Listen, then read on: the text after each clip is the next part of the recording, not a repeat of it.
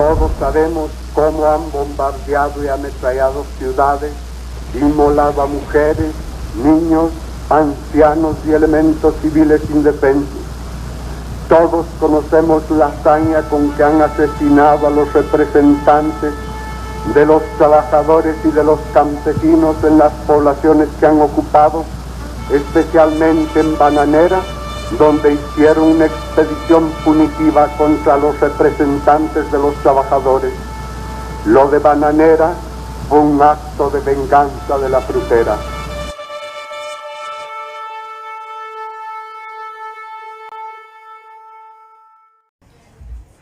La contrarrevolución de 1954 fue un movimiento político y militar orquestado por Estados Unidos, la United Fruit Company y algunos terratenientes guatemaltecos que provocó lo que fue la renuncia el 27 de junio de 1954 del presidente de Guatemala, en aquel entonces Jacobo Arbenz Guzmán, a quien acusaban de ser un comunista. La verdadera razón por la cual buscaron la salida de Arbenz era para preservar sus propios intereses económicos en nuestro país. El golpe de Estado que estremeció a Guatemala en ese año fue el resultado de la operación encubierta organizada por la CIA estadounidense para derrocar a Jacobo Arbenz Guzmán, el presidente guatemalteco electo democráticamente en 1951, por oponerse a los intereses de la UCO y por permitir que los miembros del ampliamente minoritario Partido Comunista de Guatemala, en aquel entonces Partido Guatemalteco del Trabajo, influyera en las decisiones más importantes de su gobierno. Arbenz dijo en su discurso inicial: nuestro gobierno se propone a iniciar el camino del desarrollo económico de Guatemala, tendiendo hacia tres objetivos fundamentales siguientes. 1. Convertir a nuestro país de una nación dependiente y de economía semicolonial en un país económicamente independiente. 2.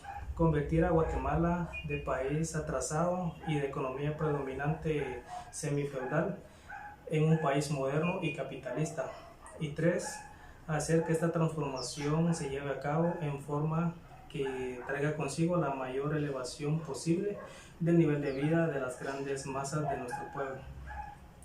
Es por ello que durante el gobierno de Arbenz se impulsó la ley de la reforma agraria en beneficio del pueblo, acción que provocó que Estados Unidos orquestara un golpe de Estado en su contra.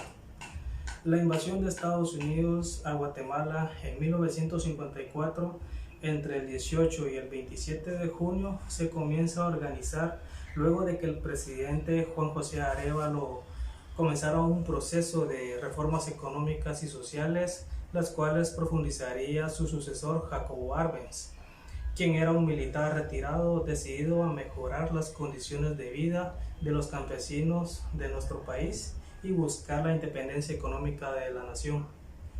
Arbenz estaba a favor de la inversión extranjera, siempre y cuando los inversionistas se ajustaran a las condiciones locales, acataran las leyes guatemaltecas y cooperaran con el desarrollo del país y se abstuvieran de intervenir en su vida social y política. Para ese entonces, la compañía bananera estadounidense, la United Fruit Company, era la dueña del 70% de las tierras cultivables, por lo que el gobierno de Arbenz se negó a ampliar las concesiones. Como parte de la reforma agraria del gobierno, el gobierno estaría liquidando los latifundios. La United Fruit Company era respaldada por fuertes intereses. El abogado de la compañía era el secretario de Estado John Foster Dulles y su hermano Allen Dulles era el director de la Agencia Central de Inteligencia, por lo que las reformas fueron calificadas por el gobierno norteamericano como una amenaza a sus intereses. El gobierno de Arbenz presentó una serie de reformas que el espionaje estadounidense consideró como comunista y atribuyeron con influencia soviética.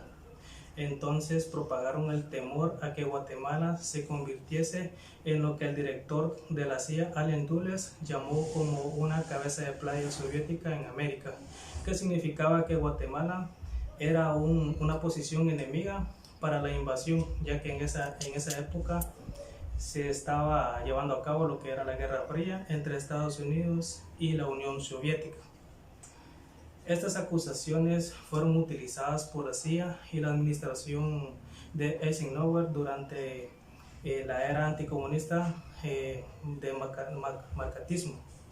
Principalmente, el presidente Arbenz promulgó una reforma agraria que perjudicaba a la multinacional estadounidense UFCO, a los intereses de la oligarquía guatemalteca, y movilizó a grupos de presión en Estados Unidos.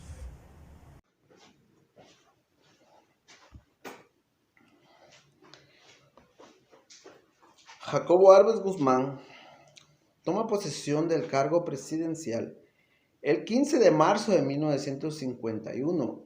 En aquella ocasión se dirige al pueblo con un emotivo discurso en el que destaca su habilidad para la oratoria. Él nace el 14 de septiembre de 1913 en la ciudad de Quetzaltenango y fallece el 27 de enero de 1971 en la Ciudad de México. Él fue militar, político. Sus antecedentes dicen que tuvo una carrera en la que cobra relevancia a partir del 20 de octubre de 1944 por su participación en los movimientos de la revolución de ese año. Él fue propuesto como candidato electoral para la presidencia de la República por los partidos de Integración Nacional de Quetzaltenango y Renovación Nacional de Acción Revolucionaria. El gobierno de Arbenz llegó al poder después de ganar dichas elecciones, y estas elecciones se desarrollan en 1950. La gente obrera, campesinos, los maestros, los estudiantes le dieron todo su respaldo. Cuando Arbenz inicia su gobierno, los guatemaltecos parecían condenados a no prosperar. Interesante porque en 1950 el 76% de los habitantes, o sea, menos del 10% de las tierras, que en un 22%, el 70% lo controlaba la United Fruit Company. Era dueña del más del 50% de las tierras cultivables del país, de la que únicamente los campesinos cultivaban 2.6. Tenían un sueldo miserable.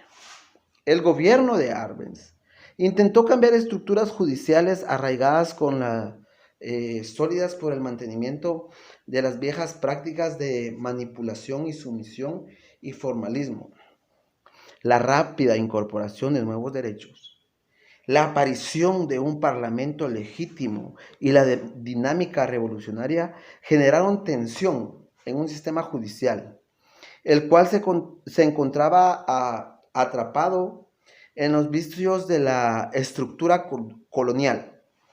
Durante años el periodo presidencial de Jacobo Arbenz siguió con la misma tónica educativa, en el que el gobierno también incrementó la educación en gran manera, la alfabetización. Este régimen se caracterizó por la lucha constante contra los grandes intereses económicos de Estados Unidos y en particular la expropiación de los extensos terrenos de la poderosa United Fruit Company. UFCO y la RACA, la Bond ad Share, esos eran tres grandes proyectos que Arbenz luchó en contra de ellos. También él nacionaliza la empresa eléctrica, construye la carretera al Atlántico y rompe con los monopolios de ferrocarriles que existían de Estados Unidos a Centroamérica. Crea la reforma agraria a través del decreto 900, ya que beneficia a 1,000 campesinos de esa época. También incrementa las mejores salariales. Los profesores fueron dignificados con la creación del Seguro Social y el Código de Trabajo.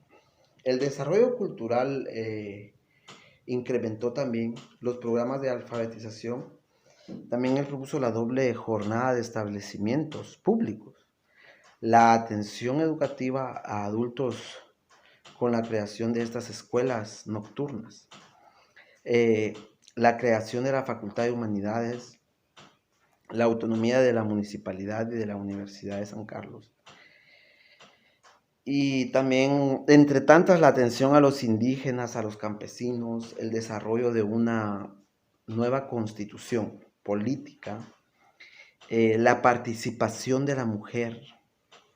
El golpe de Estado que estremeció a Guatemala en 1954 fue el resultado de la operación encubierta de Estados Unidos, organizada por la CIA. Esta fue organizada por la CIA para derrocar al gobierno de Jacobo Arbenz Guzmán, el presidente de Guatemala democráticamente electo, por oponerse a los intereses de la United Fruit Company y permitir que los miembros de esa empresa tuvieran pérdidas. Esta es la historia que nos precede. Por supuesto, existen siempre, en un gobierno, siempre existe un sector beneficiado y a otro que se perjudica. En este caso, el gobierno de Arbenz fue acusado de comunismo por Estados Unidos. Mi nombre es Ferdi López y este ha sido cosas buenas y cosas malas del gobierno de Jacobo Arbenz Guzmán.